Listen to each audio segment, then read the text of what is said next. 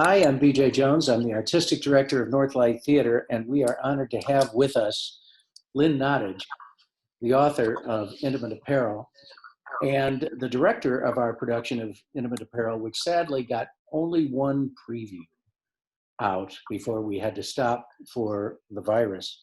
So it's a great honor to have Lynn here. And just because you're so august, I'd love to read some of your credits, both you and Tasia. Lynn Nottage is a playwright and a screenwriter, and she's the only woman to have won 2 Pulitzer Prizes for drama twice. And for my money, she should have had 3 with Intimate Apparel. There, I said it. I'm glad I said it. And like anybody cares what I think. And then she also worked on The Secret Life of Bees, a musical with Duncan Sheik. Intimate Apparel was also turned into an opera, which stopped in the middle of this terrible virus, which is so sad. She won the Pulitzer for Ruined and for her new play, Sweat. And we were very interested in her play, Floyd's, which is a sequel to Sweat, which was up at the Guthrie, and which we were keen about. She also is one of the co-founders of Market Road Films, and we're so honored to have you. I can't tell you. Also, Tasia Jones is our artistic fellow at Northlight. She's directed James Imes' production of White at Northwestern, and she was going to do that at Steppenwolf, but of course the virus got in the way, and she also worked on Passover, and we're delighted to have Tasia. It's such an honor to have you both in the room, and now I'm going to go away and let you folks have a lovely talk. Thank you so much, Lynn, for being here. Such a pleasure to get to speak with you in person. I've been a long admirer of your work.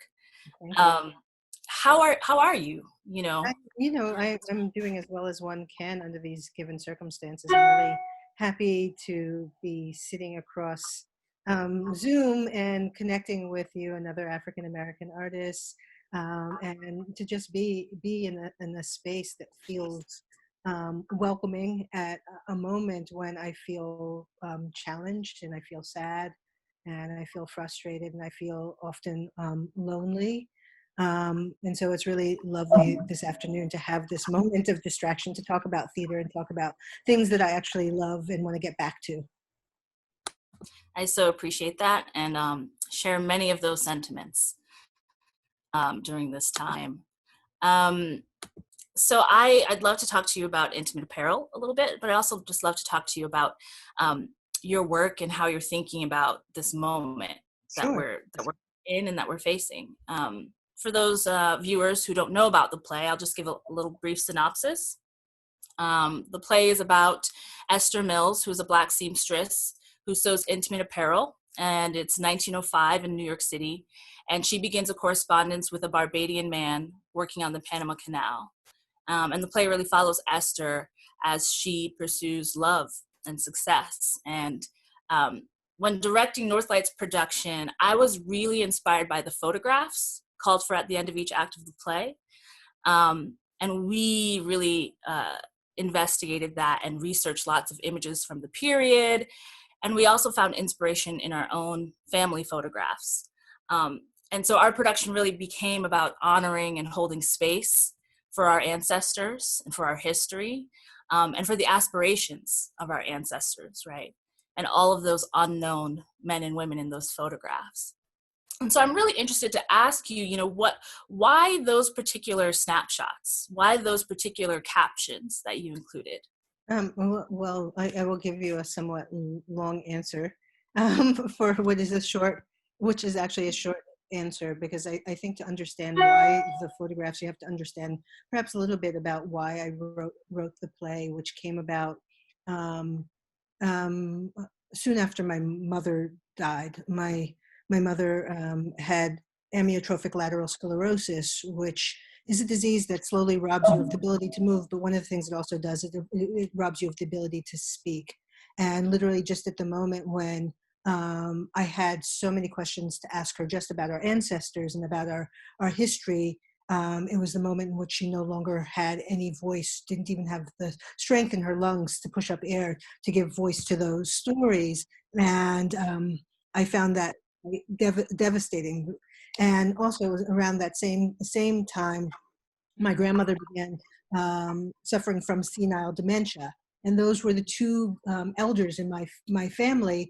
And I had to deal with the despair of not having any connection to the past, because I came from a family that was extremely reticent about the past, a family that didn't pass on a lot of stories, even though I'm a storyteller. And so soon after my mother died, and when I was cleaning out my grandmother's house, I found literally in a magazine, which is a family circle magazine, a picture of my grandmother when she was a child with her mother, who came from Barbados. And I was just really struck by this beautiful image of this woman who I recognized because of her features, but who I knew nothing about. And so Intimate Apparel for me was really a journey in trying to understand what was the trajectory of the women in my family who arrived in New York City at the turn of the century with very little other than the clothes on their back. And, and how did they negotiate this very complicated city that was not welcoming to a woman who looked like she was from West Africa?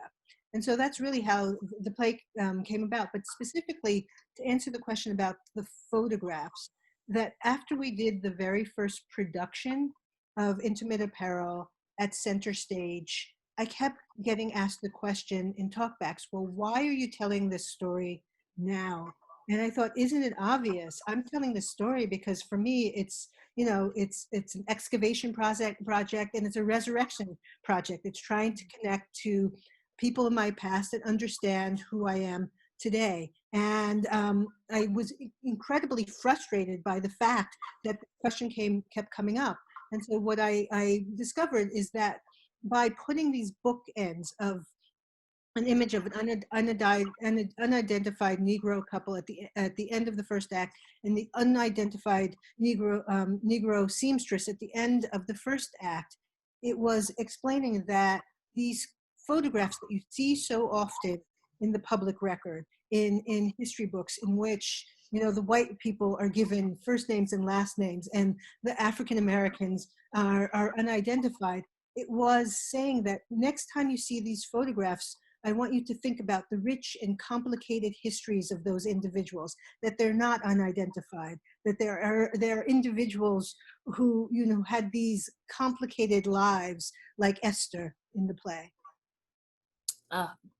That makes me think about our current moment, right? And how do we, look back on our past, and how do we really recognize and accept our history, and even our individual history and ancestry, right? And how does that inform our present and our future? That's true. Yeah. So how do you think about that in terms of what's happening right now? Well, I think about so often in the media, they're talking about this being sort of a new unprecedented moment. I think this isn't a new moment at all. It's like we have been yelling and shouting for the last 200 years. Lynching has been part of an unfortunate and tragic part of our culture, since the early 1900s. And I think that the collective amnesia, or the willful amnesia that we have in this country, is what allows us to continue to find ourselves struggling with the same issues. There's a phrase that I really like, which is transgressive unwillingness to know, which means that there is this active willingness not to engage with the nature of racism in this country. There's an active unwillingness to deal with the way in which white supremacy has been a form of terror that has prevented us as African Americans to fully self-actualize. And so I think the fact that we haven't had as many conversations about our past is why we find ourselves at this moment. It's an unwillingness to accept what our American history was and what our country is today. Yeah. And I think one way that we fight that willful ignorance, right, is is saying those names, right? You talked about the unidentified Yes. Negro seamstress, right? And to name her, Yeah.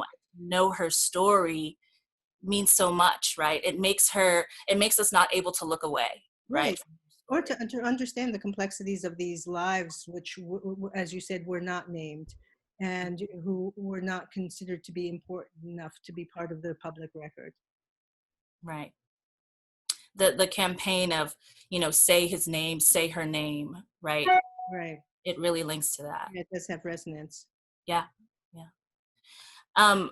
George, in Intimate Apparel, the character of George, we really wrestled with that character. People had a lot of mixed feelings about Yes, George, right? yeah. As they do. And I really connected to George because he reminded me so much of my grandfather, who came here who came over here from Jamaica, and had, some similar flaws, right, as George, some complexities that George has, right? But really, he is a Black man who is new to a country, who is trying to find his way and find his own version of that American dream that everyone thinks Right. they can achieve here, right? What do you say when people have issues with George, right? And they It's wonder about his I character. fall back on the phrase that I always use is sustain the complexity of the character. And like you said, is that George is an immigrant who came to America with a certain set of assumptions. He came to America with a certain set of skills that empowered him when he was on the Panama Canal. But when he gets to New York, he finds that those skills are not recognized and is only trying to figure out, how do I negotiate this completely foreign land in some way that recognizes my humanity. And unfortunately for George, he makes some very compromised choices.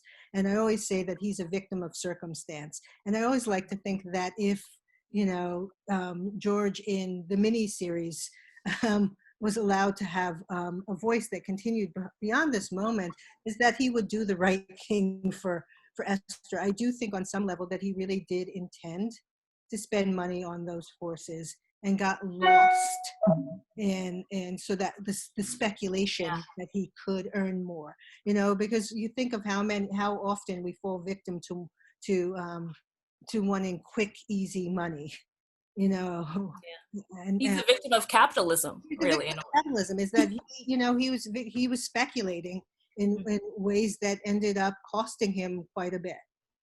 Yeah. George is such a complex character, as all of the characters are, right? And, as we were rehearsing the play, these two-person scenes, we're so about the intimacy of the moment. We're so about like the energy between those two characters.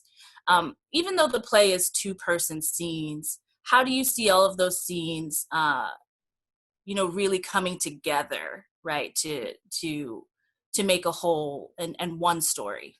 Well, the architecture of the play is very deliberate. Is that it was designed in two ways. One is it was designed around the sewing machine. So the play begins with Esther sitting at the sewing machine. And at the very beginning of the play, the sewing machine is a symbol of her oppression. And at the very end of the play, she's sitting at that sewing machine, and it's a symbol of her liberation, is that she recognized the power of her own fingers and that machine to determine how she's able to move and self-actualize through the world. And so that is the uber structure of the play. And then within that, the duets are all duets that are happen over a bed. And I just was really interested in how intimacy is shifted when there's a bed, or the possibility of a certain level of intimacy in each of those scenes. And so what the uber structure for journey, I would say, for Esther, is a journey through her own relationship to self and her own relationship to intimacy. How does that change, or how did that change for you, if at all, in revisiting this play and turning it into an opera? Operas are so big, and these scenes are so intimate and, Yeah, small. it was interesting thinking about turning Intimate Apparel into an opera, because in some ways I do think its perfect form is an opera. There's something about the characters that lends itself to the expansiveness of musical storytelling. But that said, it's not a grand opera. Right. That it's more of a chamber opera. But one of the lovely things that I was able to do when conceiving of this as an opera was invite other people onto the stage and build out the world that Esther and the other characters live in. And so that you could see the street life in the Lower East Side. You could enter the bordello with Mamie and meet the other women. When Esther and Mamie have the fantasy about the beauty parlor, we could invite those beauticians onto the stage. And so what it allowed us is to build out that world in a way that I deliberately did not do in the play. And I also wanted it to be a completely separate piece of art, because I think that Intimate Apparel as a play is complete. And I didn't want to just make a different iteration of the same thing. I wanted this opera to live and breathe in an entirely new and fresh way. I love that, and I hope I get to see it someday. I think so. It's really beautiful. Ricky Ian Gordon, who is the composer, just did such a lovely job of creating this hybrid ragtime score that's very ambient and really evocative of the time, and also finding a musical vocabulary for Esther, who is a soprano and just has these simply divine arias that gives us access to her internal life. And the music, even in the play, in the stage play, is really important and so much a part of the play. Yeah, music. I was listening to a lot of music when I was writing the play, which I think is why music ended up being an element within the piece. Is that I created a soundtrack that was a combination of ragtime music. Some of it was original ragtime music that was written by contemporary African American Reginald Robinson, who is a ragtime composer from Chicago. Some was Scott Joplin, and then some was Eric Satie, who was a French composer who was writing music at the same time. And so I think that all of that music became the textures that I wanted to somehow work into the piece. Wonderful. I just have one more question for you, and it's really about the moment that we're in, right? As we talked about previously, we are facing two pandemics in this country, right? We have COVID and we have white supremacy. Yes. And, we see young people and artists and people of all generations and all races coming together now to take these pandemics head on, right? And white supremacy being one of the moment, right? What do you, if any, advice, right? What advice do you have for storytellers and art makers and, theater companies and art administrators? What do you tell them? What should they be considering in this moment?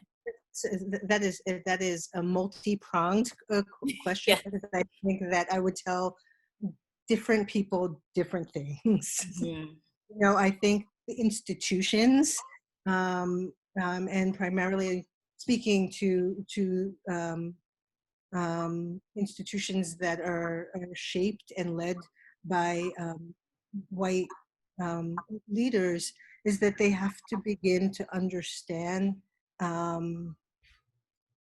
sort of the embedded bias that exists within their own systems. Rather than saying we aren't racist, is examine the ways in which you are racist and interrogate your institutions, and then begin to figure out how can we change them. That's what I would say, is that all of us are a little bit racist, and the more that we acknowledge that and begin to act upon it, the more quickly we can move to rectify the problems.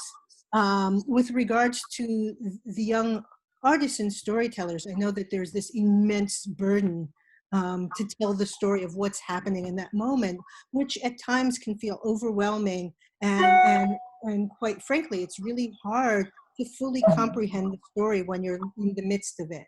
And so what I would say to them is to take care of yourself in this particular moment, because I think that's what's most important, is that we need you. We need your energy. We need you to eventually tell the story of this time. And I would say to use this moment to observe and to reflect and think about how you can hold on to your truth. And once you have figured out what that truth is, how you can amplify it when the time is right.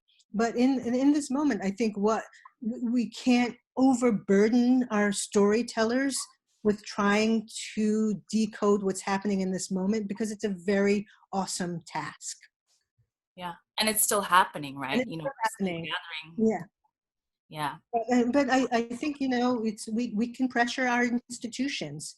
We can poke them, we can prod them, and we can hold them accountable for some of the reasons why we're in this moment is because they have not permitted us. When I say us, I'm speaking very specifically about someone who looks like me to fully tell our truth on the stages.